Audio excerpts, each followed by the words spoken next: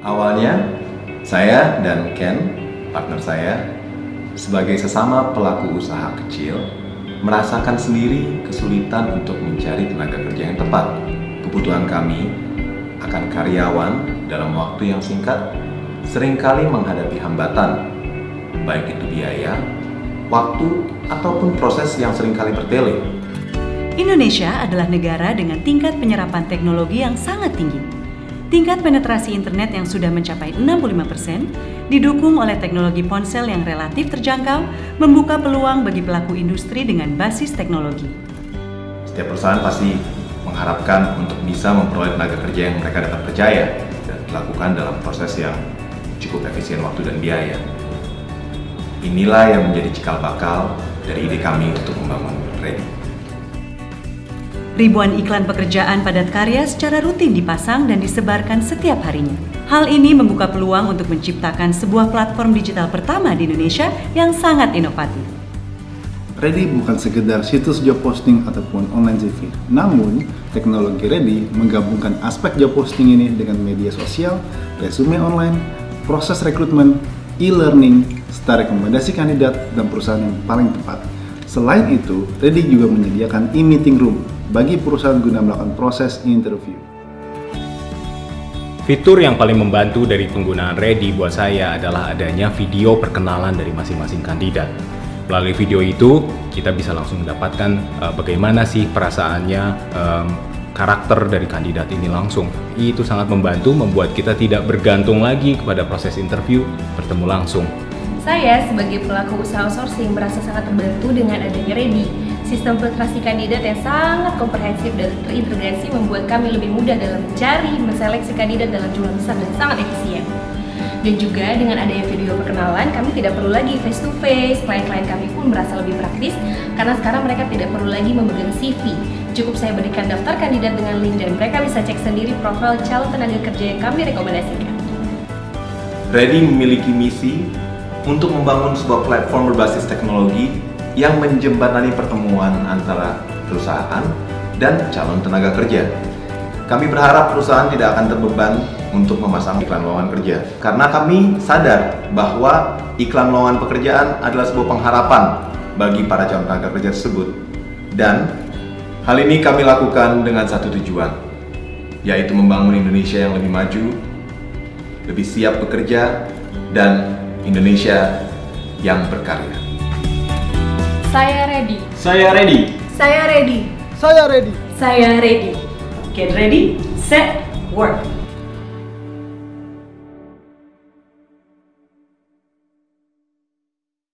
Assalamualaikum warahmatullahi wabarakatuh. Selamat sore semuanya. Salam sejahtera untuk kita semua. Selamat datang di webinar Ready Talk Slide 6 yang tentunya dengan bangga dipersembahkan oleh Ready Indonesia berkolaborasi dengan HIPMI, Himpunan Pengusaha Muda Indonesia Jawa Barat. Sebelumnya saya ingin menyapa terlebih dahulu nih, sudah ada kurang lebih 200 peserta yang telah mendaftar pada webinar sore hari ini dan juga telah bergabung. Selamat sore semuanya. Bagaimana kabarnya sore hari ini? Semoga kita semua selalu diberikan kesehatan ya. Amin. Perkenalkan, saya Ira Syaputri. Di sini saya sebagai moderator yang akan memandu webinar ini sampai sekitar 1 jam ke depan. Baik, kita akan segera mulai berbincang dan berdiskusi seputar mengenai membangun SDM di masa pemulihan pasca COVID-19 bersama narasumber kita yang tentunya sudah expert di bidangnya dan juga sudah hadir pada sore hari ini dan pastinya sudah Anda tunggu-tunggu untuk knowledge sharing-nya. Baik, untuk mempersingkat waktu, kita akan mulai, namun sebelumnya kita akan sapa terlebih dahulu ya narasumber kita yang telah hadir, yaitu Bapak Adisa Kevindra Albari. Beliau selaku Ketua Bidang 6 Industri Kreatif, UMKM, Startup, dan Koperasi Himpunan Pengusaha Muda Indonesia Jawa Barat. Selamat sore Pak Adisa. Betul Pak, nama panggilannya seperti itu? Bisa. Selamat sore semuanya. Assalamualaikum warahmatullahi wabarakatuh. Selamat sore Mbak Ira. Perkenalkan, nama saya bisa dipanggilnya Kevin, Mbak. Oh iya, baik Mas Kevin aja mungkin ya saya panggilnya ya. Iya, Bagaimana kabarnya Mas Kevin? Alhamdulillah Hari baik ini? Mbak, sehat. Alhamdulillah. Terima kasih banyak dari Ready udah mengundang kita dari HIPMI Jabar untuk bisa Iya, sharing di sini. baik, Sekali terima bagi kita kasih. untuk bisa gabung di acaranya Ready. Baik, terima kasih kepada narasumber yang telah berkenan meluangkan waktunya untuk hadir pada webinar sore hari ini serta kepada seluruh para peserta. Sekali lagi izin untuk memberikan kata banyak terima kasih untuk Ready Indonesia atas undangannya. Semoga di keadaan pandemik ini kita sama-sama bisa sehat selalu. Kebetulan saya juga alumni COVID-19 Mbak. Jadi saya termasuk orang-orang pertama yang beruntung udah memiliki antibodi COVID-19 nih. Iya, Sekarang kan masih baik Mas Kevin. vaksin sekarang gitu. Nah, izin jadi singkat cerita, kebetulan saya mendapatkan amanah dari Ketua Umum HIPMI Jawa Barat, Kang Surya Katara, Batara Kartika. Beliau selaku Ketua Umum HIPMI Jawa Barat untuk tahun 2020 sampai 2023. Nah, saya diamanahkan untuk menjadi Ketua Bidang 6, khususnya di bidang UMKM, startup, koperasi, dan juga UMKM dan startup. Nah, izin langsung ke presentasi ya. Iya, silakan Mas Kevin. Perkenalkan sekali lagi, nama saya Adiasa Kevin Albari. Pendidikan dasar saya dari Prasetya Mulia, S1-nya, dan juga S2 di MBA ITB Jakarta, dan sempat mengabdi sebagai mentor di Master MBA ITB di Jakarta selama 2 tahun dari tahun 2018. Nah, sekarang diamanahkan beberapa jabatan di organisasi, khususnya di Jawa Barat. Salah satunya ya HIPMI Jawa Barat selaku Ketua Bidang, dan juga ikut memperkenalkan namanya Indonesia Marketing Association, salah satu himpunan marketing terbesar di Indonesia. Foundernya Pak Hermawan Kertajaya dengan dengan Bapak Presiden kita Pak Abong, Pak Jasmin selaku Presiden utama dari Astra International. Saya selaku Sekjen di HIPMI Bandung Raya / Jawa Barat, dan saya juga sekarang diamanahkan di Kadin Jawa Barat selaku Ketua Komite Tetap Industri Informatika, di bawah Ketua Umumnya Pak Cucu Sutara. Dan juga ikut memperkenalkan di sini saya juga salah satu founder dari Business Initiative Movement, salah satu gerakan kita sih membilang kita sebagai aktivis untuk bisa memberikan kewirausahaan dan menyebarkan ilmu-ilmu kewirausahaan ke semua orang melalui sebuah forum, sebuah komunitas, sebuah kolaborasi yang sangat luas, sangat lintas organisasi dan himpunan bernama Business Initiative Movement. Dan juga untuk kerjaannya kita ada beberapa perusahaan, salah satu foundingnya, salah satu grupnya bernama PT Ceria Kreasi Indonesia, dan juga kita ada yayasan namanya Yayasan Kembangin Social Foundation. Next. Nah, izin memperkenalkan perusahaan. Jadi PT Ceria Kreasi Indonesia adalah multi-platform media untuk promosi dan juga marketing. Kita sangat luas spektrumnya. Kita dari ada konvensional dan juga digital. Dari konvensional kita punya beberapa titik billboard, dan juga kalau untuk digital kita ada beberapa kegiatan marketing, khususnya kita juga bisa dari produksi sampai ke delivery-nya. Salah satunya yang karya kita tampilkan adalah di Bandara Internasional Jawa Barat. Kita ikut berperan untuk bisa memperkenalkan potensi-potensi investasi di 4.000 hektar di airport Jawa Barat. Jadi kita menampilkan secara virtual kawasan-kawasan yang ada komersialnya, kawasan logistiknya, kawasan edukasi, dan kawasan airportnya digabungkan dengan sport paling terkenal di Majalengka, yaitu Gantole. Jadi kita gabungin kedua itu, jadi kita menggabungkan sisi edukasinya, sisi experience-nya, dan harapannya akan terjadi conversion yang akan lebih menyeluruh lah ke depannya. Next. Saya juga memiliki unit usaha di bidang hospitality, khususnya di properti dan juga hotel. Ya, jadi ada Sofia Beach Hotel Pangandaran bintang 3 di Pangandaran, dan juga ada Bongo Residence di Bandung. Sekaligus kantor kami di PT Ceria Kreasi Indonesia.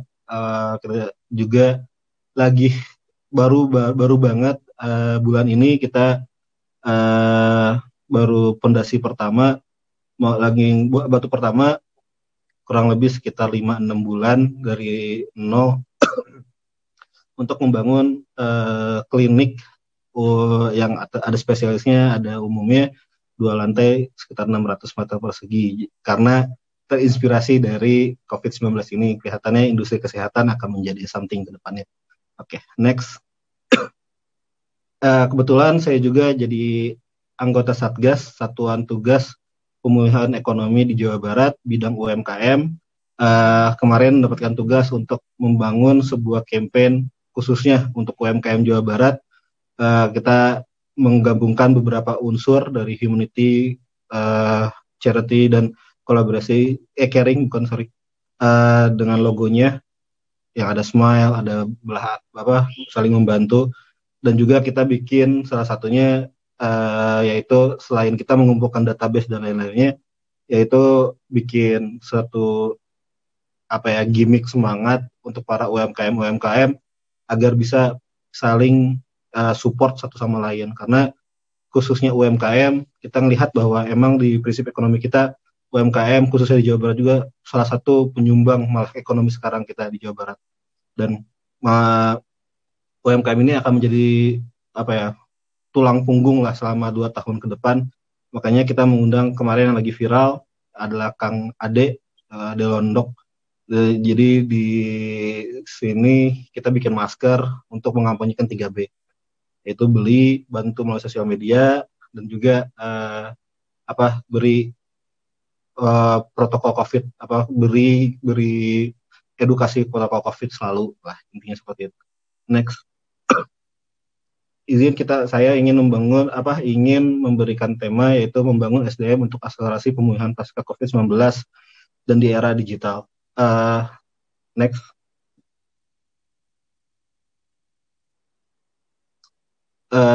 Sungguh sangat bisa dirasakan bagi kita, khususnya di kalangan kewirausahaan dan juga mungkin di profesional dan profesi. Pandemik itu udah sangat mengganggu aktivitas kita. Nah, saya juga mengalami hal tersebut, malah di beberapa unit kami, khususnya di perhotelan.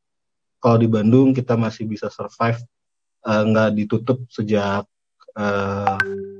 Maret, tapi kalau di Pangandaran karena selaku daerah pariwisata, jadi sempat tutup sekitar 4-5 bulan. Sungguh terasa berat, dan juga ada beberapa proyekan yang delay, di hold, khususnya di marketing dan lain-lainnya. Dan itu membuat kita juga jadi merasa bahwa COVID-19 ini, kalau kita melakukan personifikasi sebagai CTO terbaik sekarang sih. Jadi terasa bahwa dengan adanya COVID-19 ini harus shifting, dan suka nggak rela kita harus lakukan itu. Jadi kita banyak transformasi produk baru, proses baru, dan juga pendekatan baru dengan adanya digital. Next. Seperti tadi bilang bahwa industri impact-nya hampir semua kena dan sangat memberatkan kita semua. Tapi yang lebih berat lagi, mungkin industri yang saya ada sekarang itu industri pariwisata dan hospitality khususnya. Malah dibilang juga karena industri pariwisata, industri kreatif dan lain-lain tuh spektrumnya luas. Industri kreatif itu ada 14 subsektor. Ada F&B di dalamnya, ada industri acara, industri musik, dan industri produksi digital dan lain-lainnya. Semua terasa berat. Khususnya F&B mungkin sempat beberapa bulan tutup, dan juga sempat sekarang udah bernafas lega karena waktunya bisa kalau di Bandung khususnya bisa sampai jam 8 malam, tapi 8 sampai jam 9 malam, tapi sekarang harus disesuaikan lagi dengan harus ditutup jam 7. Malah kemarin juga saya ngelihat video bahwa ada yang viral, ada bapak-bapak yang marah-marah dan istrinya juga karena mereka harus hidup apa lagi, karena mereka untuk mencari rezekinya cuma bisa dari toko itu. Jadi sungguh terasa berat bagi kita semua bahwa pandemik ini akan menjadi sebuah emang cobaan yang luar biasa. Nah, prinsip dasarnya sih emang sangat sangat gamblang dilihat bahwa COVID-19 ini sebelum ada vaksin, salah satu penangkalnya adalah dari imun, karena banyak juga obat yang pengen digunakan seperti obat HIV, obat AIDS, obat apa, itu tidak bisa menangkal ini. Jadi satu-satunya jalan itu adalah imun. Gimana caranya meningkatkan imun? Banyak ininya, banyak variabelnya, dari olahraga, terus ada vitamin C, terus ada dan lain-lainnya. Tapi yang paling diutamakan adalah makanan sehat. Nah, tapi baik lagi ketika semua di lockdown dan lain-lain, makanan sehat itu datang dari ekonomi yang sehat khususnya. Jadi ya sangat menjadi efek domino yang luar biasa, yang ekonomi ini menjadi harus diutamakan dan juga harus mencari titik keseimbangan antara kesehatan masyarakat dan juga ekonomi. Makanya saya pribadi dengan segala kebijakan dari Pak Jokowi dan Pak Ridwan Kamil ke Jawa Barat sungguh luar biasa baik. Itu bisa dilihat dengan segala hasil yang dicapai dan segala dibandingkan dengan negara-negara lainnya. Jadi ya sungguh luar biasa apa yang dilakukan. Jadi kita berharap pandemi ini segera berakhir dan kita bisa menjadi lebih normal seperti sebelumnya. Next. Dampak COVID-19 terhadap ada perubahan pasar UMKM, melihat bahwa pandemik ini sungguh bisa memasuki berbagai macam lapisan industri. Alangkah baiknya kita juga mengenal dampak-dampak dari COVID-19 ini, yang terutama adalah perubahan perilaku masyarakat. Dari dimana yang awalnya banyak konvensional, sekarang secara suka nggak rela harus ada sentuhan digital di dalamnya. Itu kami rasa walaupun HIPMI Jawa Barat di bidang kewirausahaan, tapi kelihatannya teman-teman yang di profesi ada profesionalisme di segala industri nggak akan jauh disiplin ilmu yang harus didapatkan. Jadi kayak insight-insight ini akan sangat berguna bagi teman-teman yang bukan entrepreneur tapi intrapreneur. Kenapa kita intrapreneur? Disebutnya bahwa entrepreneur itu sama-sama memiliki satu sudut problem solving dan juga value added. Nanti kita akan gali lebih jauh depannya. Next. Nah, karena kita di HIPMI, jadi kita sangat percaya bahwa profesi kewirausahaan ini adalah jalan ninja yang kita pilih dan emang salah satu cara untuk bisa mencapai Indonesia yang sejahtera bagi kita semua. Nah, nanti saya jelaskan lebih lanjut ke depannya. Next. Ini selalu saya jelaskan ke teman-teman yang lain bahwa kewirausahaan tuh emang tidak harus dipaksakan. Maksudnya banyak teman-teman yang kuliah pengen langsung jadi wirausaha walaupun belum ada modal dan lain-lainnya, tapi bisa juga kayak kita belajar dulu ilmu kewirausahaannya, terus bekerja untuk mengumpulkan modal, untuk menstabilkan hidup, dan lain-lain. Tapi kedepannya alangkah baiknya untuk mencoba untuk menjadi wirausaha. Karena manfaatnya cukup besar dan sangat besar. Karena dan juga kalau kita melihat secara opportunity masih sangat luas. Karena kita aja masih sekitar 3-4% jumlah wirausaha di Indonesia. Dan juga jumlah penduduk kita. Kita kalau melihat bahwa katanya Indonesia akan jadi Indonesia emas tahun 2030-2045, tapi kita lupa juga kadang-kadang bahwa di 2030-2045 akan ada, menurut data BPS, akan ada 50-70 juta orang baru. Anak-anak baru, anak-anak alfa, anak-anak di bawah millennials yang mempunyai pengalaman digital yang sangat kental ke depannya, sangat kompetitif ke depannya, dan juga lawannya itu udah bukan lawan di nasional, mungkin akan global. Jadi ilmu-ilmu problem solving, ilmu-ilmu tentang critical thinking, ilmu-ilmu tentang digital marketing, digital apapun untuk kedepannya, dan terus design thinking dan lain-lainnya mungkin akan berguna bagi segala profesi, bukan hanya kewirausahaan. Next.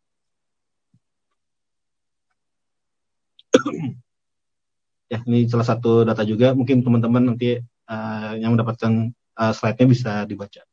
Next. Nah, saya selalu berpedoman bahwa hidup itu pilihan. Jadi kalau misalnya kita masuk ke dalam prinsip ekonomi, ada namanya opportunity cost, yaitu adalah biaya kesempatan. Jadi menjadi sangat krusial ketika kita memilih sebuah decision dalam hidup. Jadi kadang-kadang kita memilih, kita profesi ingin jadi wirausaha. Enak mungkin lihat dengan kita ngelihat profil di sosial media yang kelihatannya waktu terus income luar biasa yang gede dan lain-lain, tapi juga pas ketemu realitanya tidak seperti itu. Maksudnya banyak juga pengusaha dan itu yang tidak survive di bidangnya. Tapi misalkan kalau kita memilih untuk menjadi pegawai dulu, untuk belajar lagi dan lain-lain, mungkin itu akan bisa berdampak baik ke depannya. Jadi hidup seperti itu sih. Jadi kayak ngelihatnya bahwa sama ketika COVID-19 ini banyak banget kesempatan-kesempatan baru, tapi ada waktu yang tidak banyak, limited, dan juga jadi kita harus memilih secara lebih gamblang kira-kira mana yang pas, mana yang kurang, dan mungkin saat-saat ini adalah saat yang paling tepat untuk kita mencari kesempatan-kesempatan baru. Next. Nah, terus dengan menyambungkan ke dalam tema, kenapa SDM, sumber daya manusia. Jadi menganut dengan slogan Together is Better. Next. Merasa bahwa untuk membangun sebuah perusahaan yang baik, itu juga tidak bisa dengan solo single fighter lah. Jadi ya melihat bahwa spektrumnya akan sangat luas dengan berbagai macam kompleksitas yang luar biasa. Jadi terasa bahwa ibarat mendorong mobil mogok sih. Jadi kalau misalnya tim kita nggak baik, tim kita tidak punya arahan yang jelas, ibarat seperti mendorong mobil mogok lah. Jadi antara ban, antara setir, antara bensin dengan mesin, itu kalau misalnya mendapatkan selarasan yang pas, akan menjadi dorongan yang baik. Nah, mungkin ini salah satu insight yang untuk teman-teman di segala profesi dan juga profesionalism dalam membangun SDM itu bukan melihat cuma kita melihat ke bawahan kita, tapi kita melihat ke diri kita juga, dan juga mungkin baru dari melihat diri kita baru kita melihat orang lain. Salah satu yang saya dapat dari MBA ITB dari Pak Donald Lantu selaku Direktur CL SBM ITB. CL itu Center Innovation Entrepreneurship and Leadership SBM ITB dan juga Ketua Pembina dari Business Initiative Movement. Itu mengajarkan satu namanya Managing Oneself. Saya lupa pengarangnya siapa. Jadi sebuah konsep di mana mengenal diri kita. Jadi ngelihatnya bahwa sumber daya manusia adalah sumber daya yang harus di-nurture. Jadi yang memang harus dibangun. Tapi cara membangunnya itu harus apa? Itu kan pertanyaannya. Bahwa ngelihat filosofi idiom yang seperti yang sudah ada, kayak misalkan kalau kita menilai ikan untuk memanjat pohon, itu nggak akan bisa. Nah, melihat itu juga salah satu yang harus kita gali mengenai managing oneself, yaitu mencari diri kita sendiri. Kalau banyak adaptasinya kayak Simon Sinek dengan why, what your why dan lain-lain. Tapi pada di sini konsepnya mirip, adalah menggali diri kita sendiri. Nanti dari menggali diri kita sendiri, kayak apa sih sebenarnya strength kita, apa sih sebenarnya weakness kita, apa sih sebenarnya deeply held value kita, apa sih sebenarnya kita tuh sebenarnya bisa passion dan bisa berkontribusi di mana, terus apa yang pengen kita belajar, pengen kerja di mana, terus apa sih implikasinya, itu akan jauh menjadi dorongan yang pas lah kelihatannya. Jadi ini akan jadi salah satu dorongan yang baik ke depannya ketika business owner, manager udah tahu tentang dirinya sendiri dan akan lebih mengenal dan harus tahu apa untuk bisa mengajarkan ke orang lain. Misalkan ada manajer bank untuk mempunyai beberapa AO yang untuk sales dan marketing. Kalau mereka belum tahu tentang apa strength dan weakness-nya diri sendiri dan juga nggak tahu nih strength and weakness-nya teman-teman yang jadi AO dan lain-lainnya, mungkin akan jadi jauh lebih berat kegiatannya.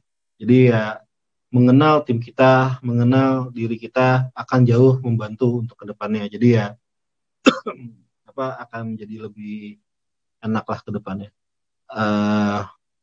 Membuat semua menjadi konsepnya kan nggak harus ribet-ribet seperti interview, mungkin bisa kayak ngobrol, sharing dan lain-lain.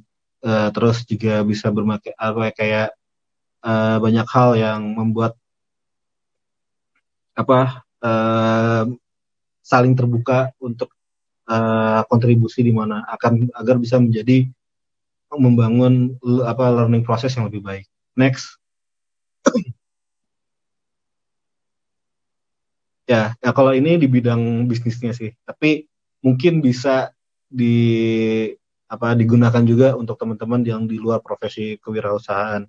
Kayak what your brand does well, mungkin bisa dilihat kayak what your professional does well. Jadi kayak kalau ini khusus brand ke perusahaan, jasa dan produknya, tapi ya mungkin bisa dilihat juga untuk di profesi lainnya. Salah satu mungkin poin yang terpenting yang pengen saya bahas adalah what your competitor does well, yaitu point of difference, point of parity. Ini menurut saya bisa salah satu disiplin ilmu yang bisa lintas profesi dan emang kelihatannya akan menjadi nilai tambah tersendiri bagi SDM tersebut. Kayak melihat sebuah profesi, melihat diri dengan apa sih sebenarnya diferensiasi yang harus saya lakukan agar bisa compete dengan kompetitor yang lain, atau misalnya compete dengan teman kantor dan lain-lain. Itu juga akan menjadi lebih enak ketika kita tahu perbedaan kita tahu harus di mana, kita harus tahu standar apa yang emang dibutuhkan oleh perusahaan ini, standar apa yang dibutuhkan oleh industri ini. Malah misalkan kayak sekarang sehabis COVID-19, digital marketing udah banyak banget event yang dengan bertemakan digital marketing. Itu kan udah POP yang standar lah. Jadi kayak sekarang mau agensi, mau creative house dan lain-lain harus bisa mengkomunikasikan semuanya dengan digital. Nah, ketika itu semua orang udah tidak menganggap itu suatu hal yang luar biasa, harus ada cow purple-nya. Jadi yang istilahnya sapi ungunya yang membuat apa sih diferensiasi kalian dengan agensi-agensi yang lain atau yang lain-lainnya. Itu juga jadi salah satu pemikiran untuk selalu berbeda dan lebih baik dibanding orang lain. Next.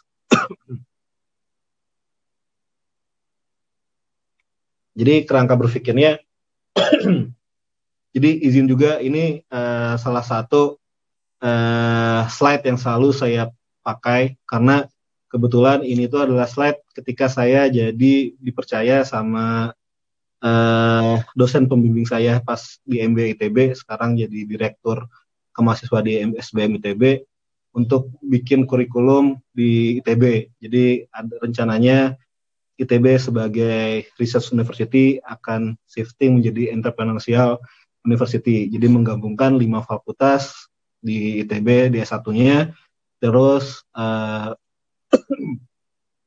fakultas digabungkan, terus kan banyak banget paten-paten digital, paten-paten yang di sipil dan di seni rupa dan lain-lainnya, itu bisa dikomersialisasikan dengan bantuan anak-anak mahasiswa dari SBMITB. Kurang lebih seperti itu konsepnya. Jadi saya mensupport Pak Sony, namanya, ada teman, ada Faris, ada Zeze dan lainnya, Adioni, terus kita berempat itu bangun sebuah kurikulum untuk sekarang sih masih ada, kalau terakhir sih kemarin masih dipakai. Jadi kurikulum untuk itu. Jadi ngelihatnya bahwa ya entrepreneurship itu ada dua hal, yaitu ada intrapreneur dan entrepreneur. Jadi dua-duanya tentang menganalisis kondisi, menangkap opportunity, dan menghasilkan benefit. Jadi di luar kewirausahaan, di profesi apapun, ketika kita jadi pegawai atau menjadi bawahan seseorang, tiga hal ini juga harus dipunyai lah istilahnya. Jadi melihat perusahaan yang kita lagi dalamin ini tuh menjadi salah satu bagian dari diri kita. Jadi ada sense of belonging-nya lah. Kan terasa banget ketika kita dulu mungkin sebelum COVID-19 kayak siapa gue, kayak orang-orang kayak gue mau kerja di mana aja gini. Terasa ketika COVID-19 sekarang jadi banyak orang-orang masuk perusahaan siapa aja lah. Jadi yang penting masuk dulu dan lain-lain. Jadi terasa bahwa nilai tambah, terus juga sense of belonging dan lain-lain mungkin akan bisa menambahkan nilai-nilai value SDM tersebut terhadap perusahaannya. Nah, dari sisi intrapreneur di professionalism dan juga entrepreneur di pengusaha, keywords-nya adalah nilai tambah, yaitu adalah value added. Jadi seberapa banyak value kita yang bisa kita kasihkan kepada perusahaan, kepada diri kita, kepada teman-teman, itu juga akan menjadi satu hal yang akan menjadi tulang punggung kita ke depannya. Akan dilihat sebagai apa kita ke depannya. Dan menjadi tolak ukur untuk keberhasilan kita ke depannya. Itu nilai tambahnya. Terus jadi melihatnya kan dari segi internal, eksternal. Kalau dari segi internalnya kita ada value added-nya apa yang kita harus bisa nih, karakter apa yang harus dibutuhkan dan lain-lain. Tapi ya dengan eksternalnya, lagi COVID-19 nih mungkin saya harus belajar digital marketing, atau saya belajar bahasa baru, atau saya harus belajar ilmu-ilmu, disiplin ilmu yang disesuaikan dengan kebutuhan industri ke depannya. Itu akan jadi salah satu menjadi salah satu nilai tambah kita. Seperti yang tadi dibilang bahwa saya menekankan, jadi ada menganalisis kondisi, menangkap opportunity, dan juga bisa menganalisa benefit. Tiga hal itu menurut saya akan menjadi salah satu kunci SDM untuk mengakselerasi pemulihan ekonomi pasca COVID-19 ini. Next. Banyak dashboard-nya, banyak strategic map-nya. Kalau menurut saya itu harus semua kita pahami walaupun kita tidak master lah di industri di keilmuan ini. Tapi kenapa kita harus paham? Karena ini adalah ibarat kata mobil, itu ibarat sistem. Walaupun kita kalau pekerja misalkan cuma di bagian dari mananya perusahaan, tapi akan lebih baik ketika tahu sebenarnya perspektif dan strategic map apa di perusahaan kita. Dan juga yang pengusaha akan lebih baik tahu juga tentang yang detail-detail tentang dashboard dengan UMKM. Kan kalau misalnya kita lihat bahwa kalau misalnya level UMKM dan bisnis menengah dan juga besar kurang lebih akan sama lah. Ada dari segi finansialnya, ada marketingnya, ada operasionalnya, dan ada sumber daya manusianya. Sisanya itu perbedaan UMKM, perbedaan dari menengah, perbedaan besar adalah kompleksitas dari setiap poin-poin variabel tersebut. Di sumber daya manusia juga di setiap UMKM, di setiap menengah, di setiap bisnis akan sama kebutuhannya juga. Ya kayak reward and punishment, dan juga bagaimana SOP dan lain-lainnya, itu akan menjadi salah satu poin-poin variabel yang harus selalu diingat bagi kita semua. Next. Nah, kalau kita lihat di top 10 reasons startup fail, not the right team. Jadi salah satu 3 yang menjadi poin yang selalu menjadi biang keladi kegagalan startup. Nah, yang paling pertama jelas no market needs, yaitu kadang-kadang startups owners atau yang lain-lain membangun dari want tapi bukan dari problem solvers atau dari needs-nya dari market. Nah, selain itu adalah the right teams. Kalau misalnya ilmunya kan ada hackers, ada hustle, ada apalah yang gitu. Apalagi kalau lagi rame sekarang tuh apa tuh film Korea startup dan lain-lain yang ada apa CEO mentor Haji Pyong dan lain-lain lah. Nah, maksudnya melihat bahwa itu semua the right team ini akan menjadi salah satu momok yang emang harus kita pahami juga. Akan menjadi lebih enak ketika kita tahu kebutuhan timnya. Maksudnya business owner khususnya di pengusaha misalkan, dengan kita tahu bahwa berbisnis itu tidak mudah, tapi kita juga tahu bahwa kita bisa menjadi efektif dan efisien dengan strategi yang benar. Misalkan kalau misalnya saya dulu selalu menganut power kita di mana, strength-nya di mana, dan weakness-nya di mana. melihat segala industri dengan penghormatan profesi yang benar lah. Jadi kayak misalkan kita, kalau misalnya saya tuh udah 7 kali mungkin bikin usaha makanan dari di mall, di pinggir jalan dan lain-lain.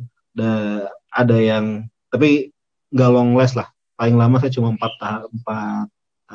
tahun.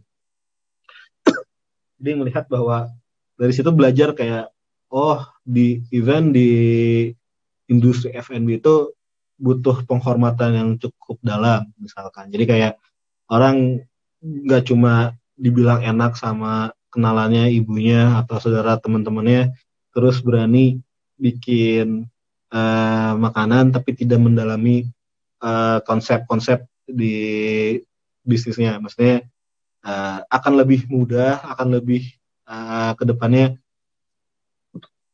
lebih ketakar ketika kita tahu apa sebenarnya yang kita harus build dan bisnis yang benar, plannya gimana, strateginya gimana, POP kita yang gimana, akan jauh lebih kita bisa lebih sustain di industri tersebut. Nah, ya salah satunya di F&B gitu. Jadi kayak yang lihat bahwa ini profesi yang susah nih, jadi kita harus tahu operasional yang benar, SDM yang pas, karena kita bekerja di services kan, jadi kayak kita harus jualan makanan, tapi makanan nggak boleh basi dan lain-lain. Makanya kata orang bisnis F&B adalah bisnis yang early paling mudah lah katanya, tapi kalau menurut saya itu adalah yang paling susah sebenarnya. Kayak sangat red ocean dan sangat shifting trennya sangat cepat banget, jadi ya akan sangat butuh penanganan yang lebih lah dibandingin yang lainnya. Mungkin ada yang industri yang nggak terlalu ribet dalam itunya. Next. Banyak banget teori tentang membangun SDM. Yang pertama sih yang akan selalu saya lakukan adalah critical thinking dan problem solving. Itu yang business leader yang mungkin harus tahu juga. Kenapa critical thinking untuk decision-nya, problem solving untuk kita mencari tahu akar masalahnya. Ada design thinking juga, kurang lebih mirip-mirip, tapi critical thinking mungkin akan lebih ke cara decision. Nah, melihatnya saya tahu materi ini dulu karena pernah ikutan di Bandung Action, sangat seru, adalah salah satu gagasan dari BCCF, Bandung Creativity Forum, bersama Pemda yang dulunya wali kotanya Pak Emil. Saya diajak jadi salah satu, jadi mereka mengumpulkan berbagai profesi, ada profesi pengusaha, akademisi, terus dari kepala RT, ketua RT, terus ketua RW dan lain-lain, dan sama warga-warganya. Jadi kayak, ayo dong kalian dari warga bikin kira-kira apa keunggulan daerah kalian. Ini ada akademisi bisa bantu, ini dari pengusaha bisa bantu, ini dari mana bisa bantu lah pengusaha dan lain-lain, perbankan dan lain-lain.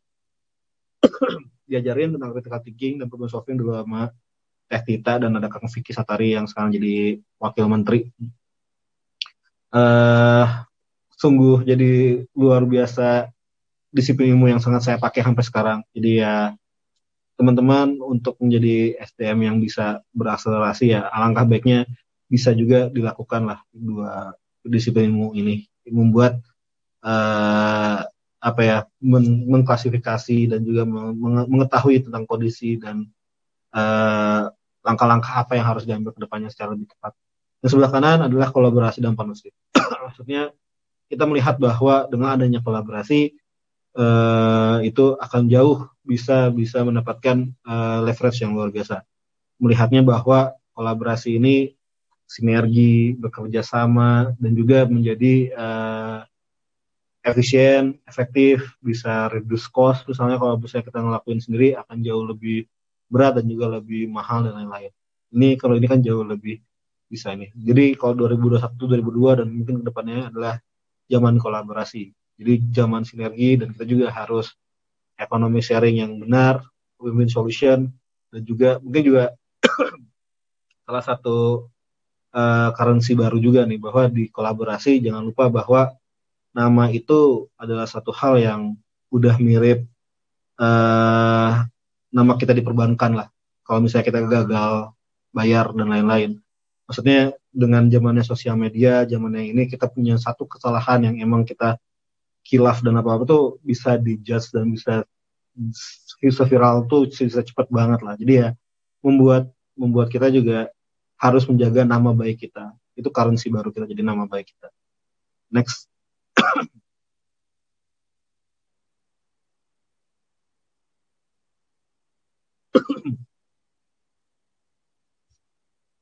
Ya, kalau ini mungkin teman-teman baca aja. Kalau ini sih dari segi kewirausahaannya, mungkin ada yang lagi butuh untuk misalnya lagi mau running bisnisnya yang udah existing, atau mau lagi kebetulan teman-teman SDM teman-teman yang profesi dan profesional lagi pengen bikin sampingan bisnis, ya mungkin akan bisa berguna buat teman-teman untuk melakukan sebelum running bisnis tersebut. Next. Ini ya, next aja. Next juga. Nah, untuk teman-teman bahwa ngelihatnya kadang-kadang kita ngelihat bisnis tuh reward banyak variabelnya, banyak keilmuannya. Mungkin dengan ada pengklasifikasian seperti ini akan menjadi mempermudah teman-teman untuk bisa memberikan decision yang paling tepat untuk perusahaannya atau bisnisnya. Di mana founder areanya, di mana market areanya, di mana strategic areanya, di mana finance areanya.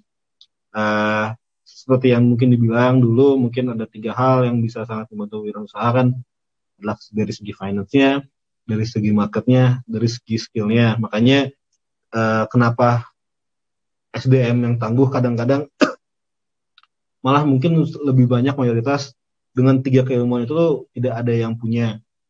Jadi ya satu-satunya jalan adalah kolaborasi, kerjasama, nyari co-founder, nyari partner, dan lain-lain. Jadi ya melihat itu, jadi membagi 3 variabel tersebut dengan berbagai macam spektrum. Akhirnya kita harus tahu baik lagi ke yang awal, managing oneself, strength kita di mana, weakness kita di mana, bisa kontribusi di mana, akan jauh lebih enak. Jadi misalnya kalau hacker ketemu sama hacker, maksudnya orang yang jago IT ketemu juga IT, kalau nggak punya dari sisi keilmuan bisnisnya akan lebih sulit biasanya, karena mereka nggak tahu gimana cara ngejualnya, mereka nggak tahu customer behavior-nya kayak gimana, mereka nggak tahu cara mereka, kan kalau IT biasanya personifikasinya sangat nerd dan juga sangat nggak bisa interpersonal skill lah. Itu biasanya orang-orang hustle yang bisa, yang jago ngomong, yang jago nego, jago lobby dan lain-lain. Nah, dengan tahu managing oneself itu akan jauh lebih enak ke depannya ketika kita membangun SDM yang tangguh. Area-area tersebut siapa tahu dibutuhkan, bisa dibaca buat teman-teman ke depan. Next. Nah, satu lagi yang paling bisa berguna banget bagi saya setelah COVID-19 ini, yaitu perbanyak main, berbanyak silaturahmi, perbanyak networking. Jadi kenapa saya ada beberapa organisasi adalah karena saya tahu saya bukan lahir dari konglomerat, jadi harus banyak bergaul dan mencari konglomerat tersebut atau mencari orang-orang pintar tersebut lah yang bisa menjadi sinergi yang baik. Di sangat berbeda dan kita jadi memilih untuk komunitas mana yang akan kita datangi. Jadi kalau kayak saya, kenapa saya di IMA? Karena spektrumnya cukup berbeda dengan di HIPMI. Kalau HIPMI banyak pengusaha pribuminya, banyak pengusaha / politician, dan banyak apalagi kalau sekarang HIPMI itu udah menjadi seksi sekali karena presiden kita dari HIPMI, alumni HIPMI, dan 4 menteri kita dari HIPMI. Mungkin ada beberapa juga mungkin kader HIPMI yang bukan ketua dan lain-lainnya. Mungkin bisa lebih banyak dari sebelum-sebelumnya juga. Jadi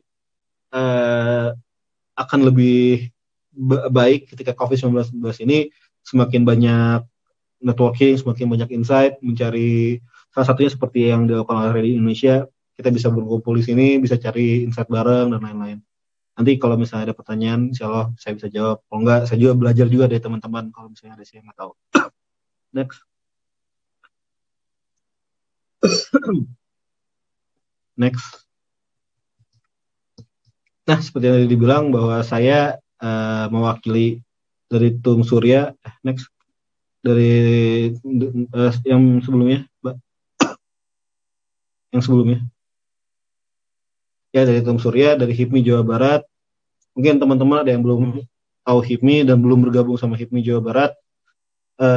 Menurut saya pribadi dan pengalaman, sangat berguna dan sangat banyak manfaatnya. Bukan cuma silaturahminya saja, tapi mungkin dari segi mencari partner bisnis yang lebih pas lah, karena nggak ada lagi perkumpulan yang memiliki jam terbang paling tinggi, paling lama selain HIPMI Jawa Barat di bidang kewirausahaan. Di sini ada ketum baru kita, Tum Surya, masih muda dan juga pengusaha sukses juga di bidang permesin dan lain-lainnya, hospitality dan juga properti dan lainnya. Nah, untuk teman-teman yang belum bergabunglah di BPC yang ada di kota teman-teman. HIPMI Jawa Barat itu lengkap di 28 kota kabupaten di Jawa Barat.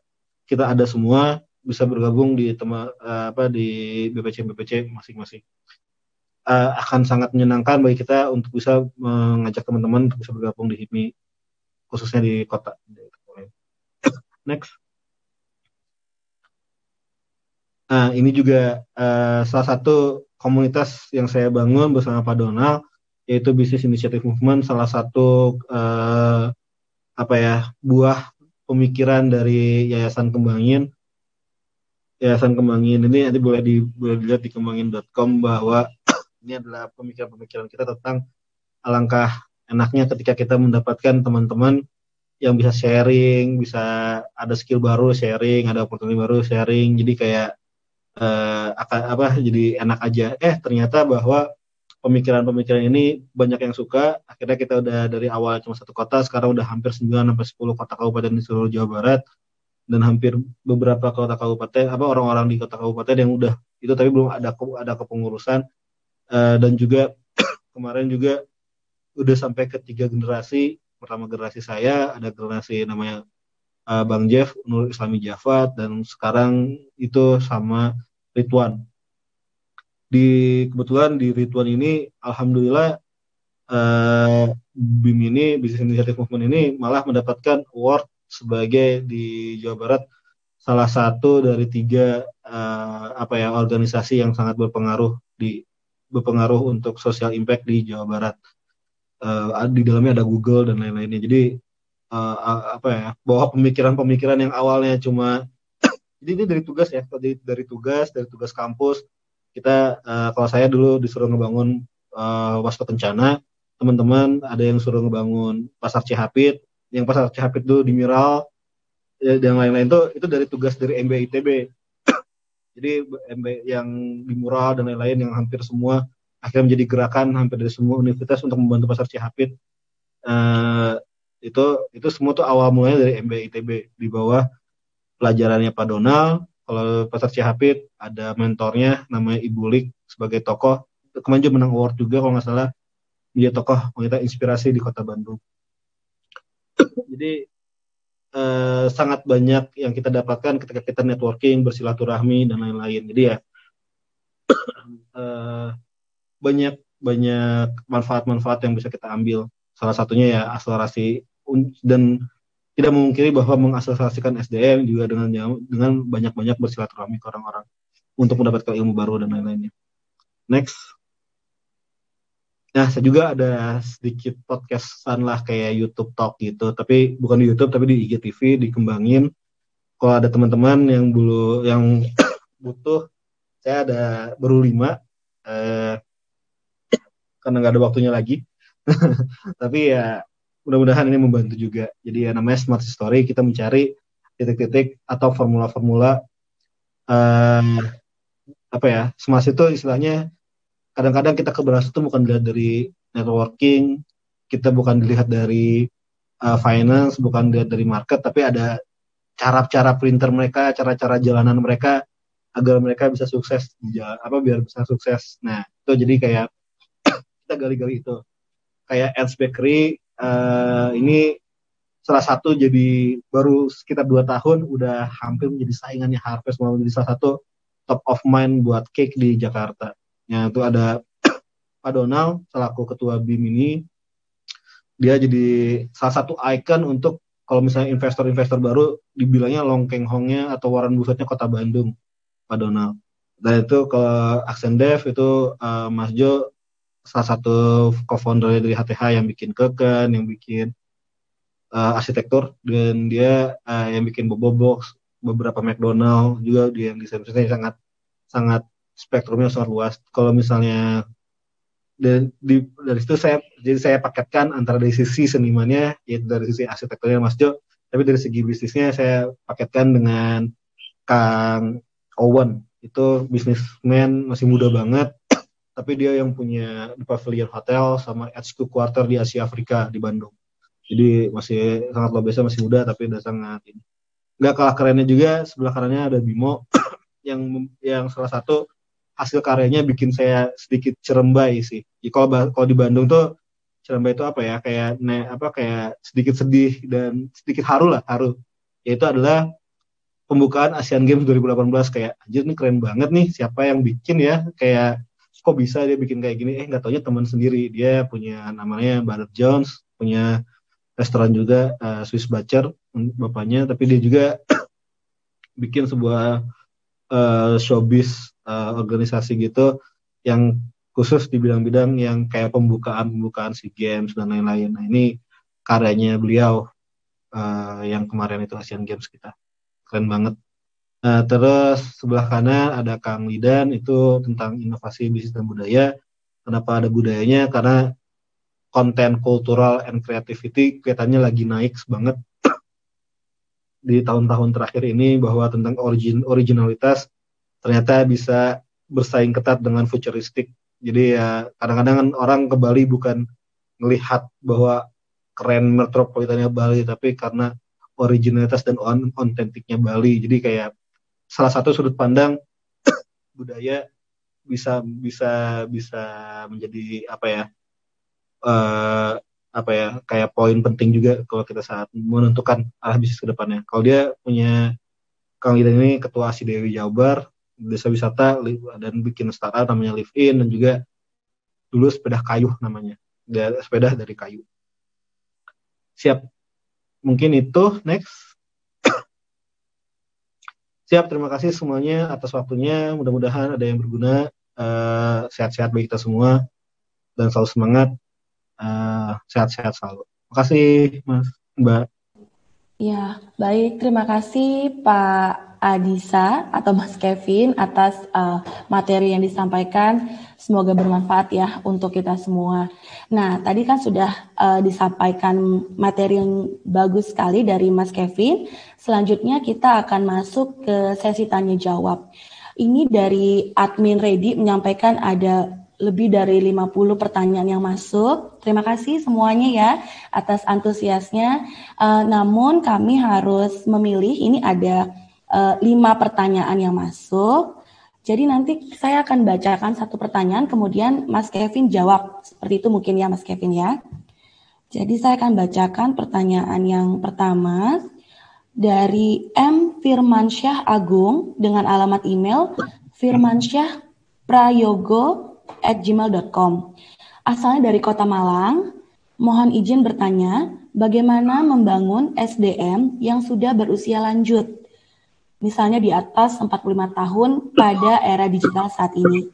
Karena rata-rata yang ditemui di lapangan banyak sekali yang masih gaptek. Padahal beliau adalah wirausahawan, dengan latar belakang bermacam-macam. Nah, bagaimanakah cara memberdayakan SDM tersebut agar produktif dan memiliki daya saing? Mungkin pertanyaan pertama, Mas Kevin bisa dijawab terlebih dahulu. Ya, Mas banyak Teh atas pertanyaannya. Jadi izin saya ulang, bagaimana membangun SDM yang sudah berusia lanjut di atas 45. Jadi mungkin salah satu cara menjawabnya adalah seperti yang saya tadi sampaikan melalui metode managing oneself. Jadi kayak ketika kita sebagai business owner, alangkah baiknya kita melakukan pendekatan-pendekatan terlebih dahulu tentang strength dan weakness-nya para SDM-SDM yang di under kita. Mungkin teman-teman juga yang udah sempat nonton, ada namanya The Intern, kalau ada yang udah nonton, yang bagaimana siapa namanya, Owen Wilson sama Vince Vaughn deh, kalau nggak salah, yang masuk ke kerja di perusahaan Google sebagai intern. Sangat berumur, dan juga lawannya adalah fresh graduate dan orang-orang yang sangat kompetitor dan terbaik di kelasnya lah mungkin kalau dicetakkan seperti itu bahwa nah mungkin dengan kita menggali secara lebih dalam tentang managing oneself tersebut, kayak strength and weakness-nya, kontribusinya bisa di mana, mungkin kita bisa tahu strength-nya dia di mana. Kayak mungkin di era digital ini banyak generation gap lah istilahnya, yang mungkin yang sebelumnya beliau-beliau tersebut nggak tahu, tapi mungkin dan juga mungkin penyerapan ilmunya tidak sebagus fresh graduate atau anak-anak millennials. Nah, tapi apabila kita melihat strength yang dibalik itu, mungkin weakness tersebut bisa ditutupi dengan dilatih dan di mentoring dan lain-lain, mungkin akan bisa kita bisa mendapatkan nilai-nilai value added yang terbaik dari SDM tersebut. Misalkan kalau misalnya mungkin udah 45 tahun, dulunya pernah dari SDM, mungkin dia bisa kita mungkin ada dari sisi strength yang di luar digitalnya yang akan berguna ke depannya untuk perusahaan. Misalnya dari segi negosiasinya, mungkin dia udah sangat, karena udah berumur, dia tahu dengan sikap-sikap klien seperti apa dan lain-lain. Jadi ya mencari solutif, mencari jalan-jalan untuk bisa mencari penyesuaian dalam kinerja dan juga mencari akar-akar masalah yang bisa nanti turn out jadi sebuah solusi yang baik ke depannya. Mungkin itu kali Mbak dari saya. Ya. Baik, terima kasih Mas Kevin atas jawaban yang diberikan. Selanjutnya kita akan bacakan pertanyaan kedua yang masuk dari Lilina dengan email lilinasupriyati@gmail.com. Izin bertanya Mas Kevin, langkah nyata yang dilakukan HIPMI untuk UMKM itu seperti apa?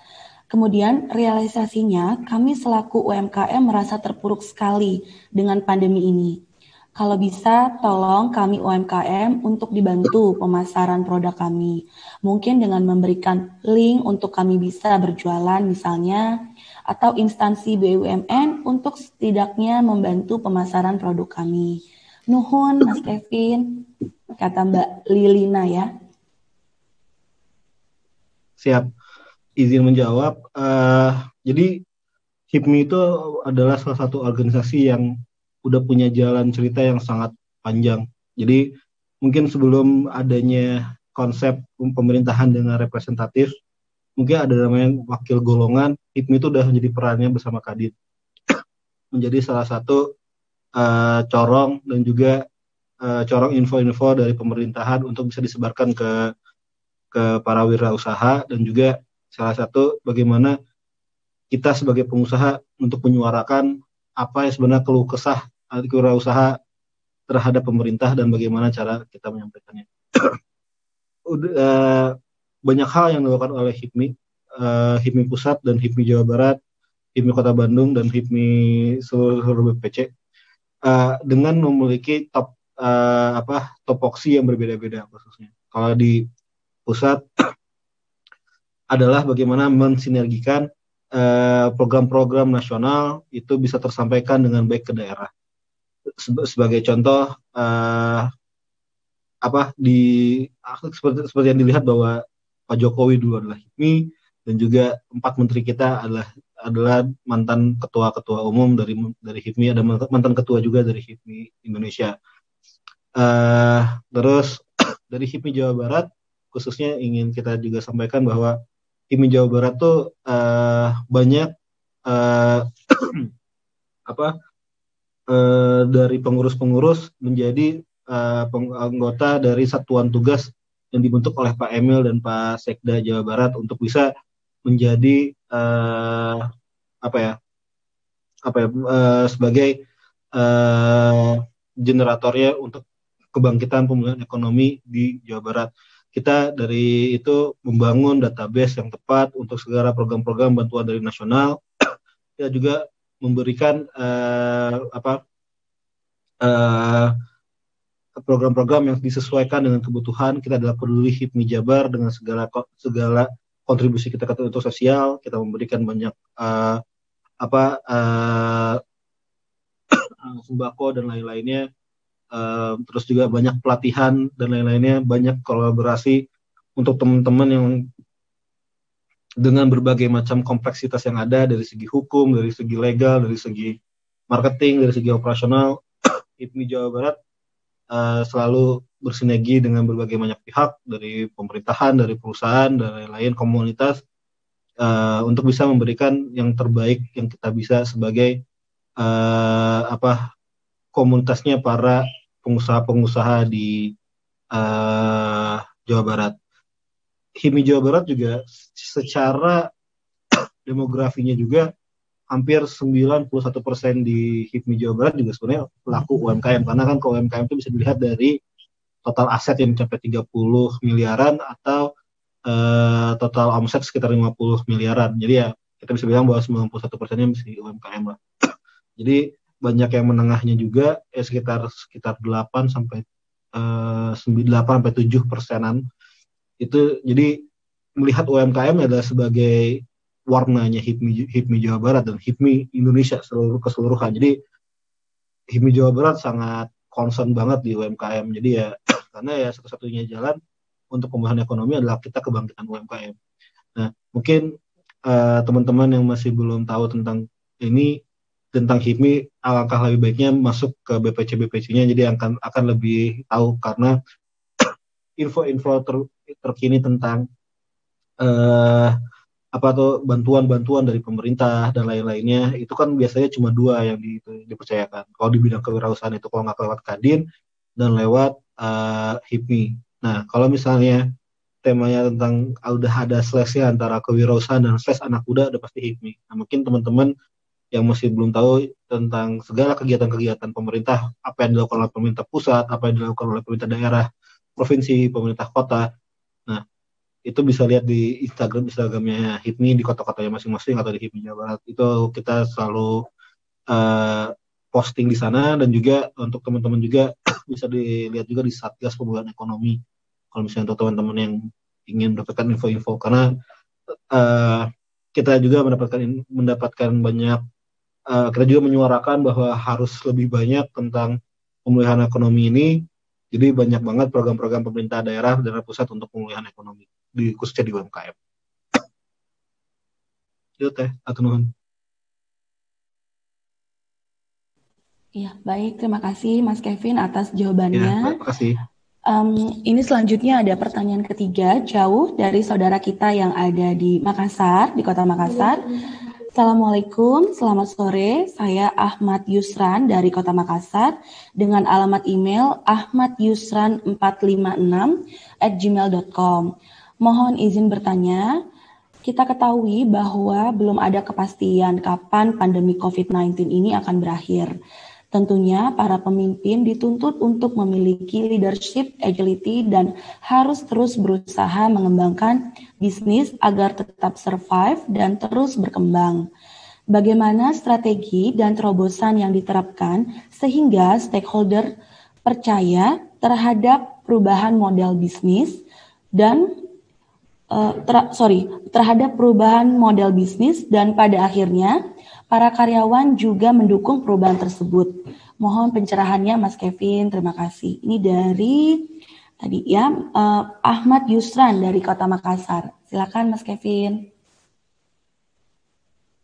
Ya, izin menjawab. Jadi kalau saya sih melihatnya bahwa pendekatannya bisa dua hal, bahwa HIM itu slogannya adalah pejuang pengusaha, pengusaha pejuang. Jadi belum adanya kepastian bukan berarti kita harus jadi semakin pesimis dengan untuk kedepannya seperti apa. Melihatnya kalau dari sisi keislaman kan ada 3 tahap keimanan katanya. Ada dari segi sabar, terus ada dari ridho, yang paling tinggi itu adalah bersyukur. Nah, mungkin kita melihatnya sebagai pejuang bahwa pandemi COVID-19 ini udah pasti terjadi dan semua hampir terjadi di semua lapisan masyarakat, di lapisan industri dan lapisan segala kebutuhan manusianya. Nah, ngelihatnya kalau kita bersyukur, jadi mungkin ada akibat pandemi 19 ini ada opportunity baru, ada yang harus terobosan baru, ada market yang baru yang tidak dilihat sebelumnya.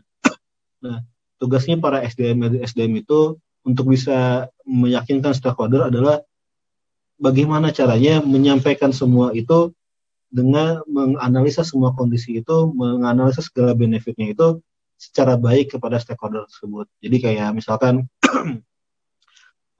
perubahan ini yang akan dilakukan oleh perusahaan itu bisa semakin diterima dengan pemilihan diksi yang tepat, pemilihan analisis yang tepat, pemilihan strategi yang tepat. Jadi ya alangkah baiknya semua dari proses kegiatan dari strategi itu sampai ke taktikalnya juga sangat tepat dalam melihat kondisi pasca COVID-19 ini, insya Allah. Dan juga sih ya kita berjuang sih, maksudnya ketidakpastian ini juga mau gimana lagi yang harus kita pikirkan. Jadi ya berjuang aja, karena kita kan juga melihatnya bahwa kalau harusnya berpikirnya bahwa kalau bukan kita siapa lagi sih yang bisa membantu diri kita. Itu paling. Terima kasih Mbak. Ya baik, terima kasih Mas Kevin. Selanjutnya ini pertanyaan keempat, masih dari luar Jakarta ya, luar Jawa Barat, dari Surabaya atas nama Rati Fahayana Asala. Emailnya nggak dicantumkan di sini, tapi pertanyaannya seperti ini Mas Kevin. Izin bertanya Mas Kevin, usaha yang saya geluti bergerak dalam bidang jasa. Masa pandemi seperti ini membuat saya harus tetap bersinergi dengan kebijakan pemerintah untuk tetap tanggap COVID. Sehingga saya sangat mengutamakan kesehatan pegawai saya. Yang ingin saya tanyakan, bagaimana saya bisa tetap memaksimalkan kinerja mereka di jam kerja mereka yang lebih sedikit? Mohon arahannya. Silakan Mas Kevin jawab. Iya. Ya paling kalau dari saya bahwa melihatnya adalah tentang efektif dan efisiensi. Nah nanti dari efektif efisiensi itu kita akan mendapatkan tupoksi yang diperlukan untuk kelancaran perusahaan. Nah misalkan dari tupoksi tersebut tidak diharuskan tatap muka, ya tidak masalah. Nah kita kalau dari kami dan pengalaman saya itu dari semacam pandemik ini kebetulan kalau di hotel yang saya miliki kita nggak ada pemecatan sekalipun. Kita berusaha nggak ada pemecatan pegawai karena kan optimis saja. Kalau misalkan karena berpikirnya kalau kita nggak optimis ketika lagi pemulihan nyari pegawai baru akan jauh lebih sulit, akan lebih sulit ketika kita udah marketnya udah terbentuk lagi. Nah jadi melihatnya sih kemarin seperti itu. Jadi segala yang sifatnya kita juga sempat beberapa bulan WFH work from home, terus segala kegiatan itu ya kita berdasarkan digital akhirnya kan banyak medium-mediumnya. Terima kasih. Ya, oke baik, terima kasih. Kemudian pertanyaan selanjutnya, dan mungkin ini pertanyaan terakhir ya. Ini dari dari Mbak Wirna dengan alamat email wirna.rola29@gmail.com. Izin bertanya Pak Kevin, bagaimana tips dan motivasinya untuk industri kreatif yang sudah bangkrut atau gulung tikar karena terkena dampak pandemi COVID-19 agar dapat bangkit kembali dengan meningkatkan keterampilan SDM-nya terlebih dahulu, khususnya di masa digitalisasi saat ini. Terima kasih. Ya, izin menjawab. Jadi tips dan motivasi pertama sih baik lagi mungkin kayak ke managing oneself-nya. Kenapa selalu saya titik beratkan itu karena setiap orang itu memiliki beban yang berbeda-beda. Misalnya kalau misalnya pelaku usaha di industri kreatifnya itu masih belum berkeluarga, masih berumur muda, akan berbeda cara penyampaiannya ketika udah berumur dan punya keluarga, terus punya anak 2 dan 3 dan seterusnya dalam menghadapi COVID-19 ini. Mindsetnya adalah habis pandemik ini, di dalam pandemik ini adalah survive. Jadi pertama kita harus tahu goals-nya. Pertama kita mau apanya dulu sih sebenarnya. Jadi kelihatannya kalau goals-nya adalah survive, kita akan balik ke dalam diri kita. Kalau misalnya marketnya belum tepat dan lain-lain, mungkin kalau misalnya ada kesempatan mereka untuk bekerja di orang lain dulu, alangkah baiknya. Jadi melihatnya bahwa menjadi pengusaha itu bukan suatu hal yang harus dipaksakan, tapi kan harus mendapatkan jalan-jalan yang pas lah untuk kita bisa hidup, karena agar tidak terbentrok antara ideologi bersama realitas. Nah, terus kalau misalnya anak-anak muda, khususnya sih tips dan motivasinya untuk anak-anak muda bahwa COVID-19 ini harus dilihat sebagai opportunity baru, semangat baru, banyak kesempatan baru, terus melihat kesempatan-kesempatan, googling kayak di luar negeri. Kan kita itu bukan negara pertama yang mendapatkan wabah ini, jadi ada beberapa negara yang sebelumnya. Terus lihatin ke mereka kayak sebenarnya patternnya seperti apa, kayak industri mana yang kira-kira naik setelah itu. Kayak misalnya kalau di saham atau di perusahaan-perusahaan Indonesia, biasanya kalau lagi pandemi ini industri keuangan, industri kesehatan pada naik, habis itu industri komoditi dan lain properti pada follow. Maksudnya akan selalu kelihatan patternnya ketika kita lihat historical data dari negara lain misalnya atau dari negara kita sendiri. Terus di Indonesia sendiri juga bukan wabah pertama atau bukan bencana pertama. Kita juga ada 98, ada yang lain-lain, ada yang Tuhan. Itu juga ada patternnya. Maksudnya bisa dilihat lah kira-kira skill apa yang kira-kira akan dibutuhkan ke depannya. Terus opportunity apa yang kira-kira bisa dikejar, dan kira-kira strength apa yang kita punya dan bisa kontribusi di mana, kita bisa kejar di mana. Itu paling Mbak. Ya, baik. Terima kasih Mas Kevin atas seluruh jawaban yang diberikan dari tadi pertanyaan-pertanyaan para peserta webinar. Ya, oke, baik. Terima kasih. Nah, akhirnya sampailah kita di penghujung acara.